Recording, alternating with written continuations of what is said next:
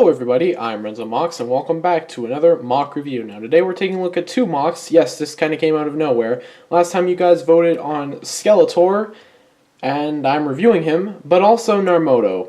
Just because I didn't really want to do two individual reviews for these guys. These two are very unimportant, small mocks that I just didn't really want to have around anymore. So that's the only reason why I'm reviewing them together. So yeah, Skeletor and my Narmoto revamp. So yeah, let's just get right into it. So you guys voted on Skeletor last time, actually quite a lot. There was like 9 votes in total, I think, compared to Narmoto's 4. So I'm glad this guy actually got voted on, considering the fact that he's been here since the very beginning. And he's very standard. There really isn't much to him. He's pretty just okay in terms of the build. He's got the standard trans blue and silver color scheme that a Skull Warrior would have, and the build is incredibly simple. That's pretty much all I can say. We can go over the individual features, but I mean, he's got 2 standard axes.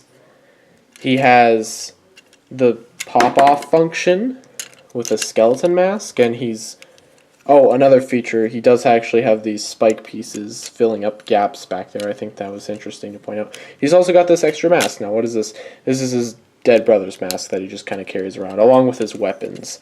I believe he kind of just carries around his... I don't know. This guy's pretty boring, actually. I'm glad you guys voted on him, but that's really it. From a story perspective, if you guys watched the Next Gen clip that I uploaded to my brother's channel, he is actually the older brother of the skeleton who was murdered by Jor. So he is the older brother, and he's carrying around his mask like a weirdo. I thought I just wanted to build... He was going to be a major character, but again, at this point, I don't really know if the series is actually going to go anywhere. Oh, well. Besides that, he's a very, very simple mock. Really, I mean, that's it. Just look at him. Yeah, that's Skeletor. I know, this was very short. I was kind of complaining that he wasn't getting a review, but now I see why. He's very boring and simple. I think he's worse than Crystal in that aspect, because at least Crystal had some interesting things going on. This guy's just... yeah, I don't know. That's Skeletor. So the next mock is actually my Narmoto revamp. Now, this guy was based off of a few different versions of Narmoto. Basically, Bionicle size version. It was kind of mixed with that, combined with a couple of other things. Just personal little touch-ups that I wanted to do, and yeah, here he is now. This is essentially an older version of Narmoto in the story. This would be like, I believe, 10 years after G2, something like that. So he does look a lot different. I didn't want to give him longer arms because I personally love the no wrists thing. I don't know what it is about it. I just think it's hilarious and I love it. But I got rid of that and actually gave him some wrists, which, whatever. You know, I think they work fine as they are. I think they look okay. He's also asymmetrical now, so he does have a silver arm and then a red arm using that forelong. I was going to give him regular arms, but I couldn't find an extra red one. But the asymmetrical look has kind of grown on me. It looks like armor, and that's really cool. He does have this fire staff, which is pretty simply built, but, you know, that's just cool. And I like the legs a lot. I wanted to implement more red into the color scheme.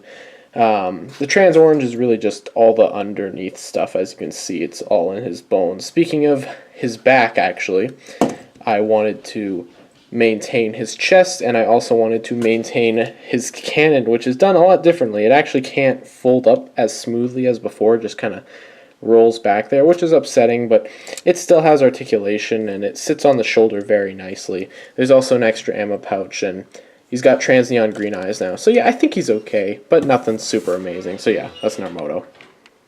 So I know I kind of rushed through this review, but honestly there just isn't much to go off of.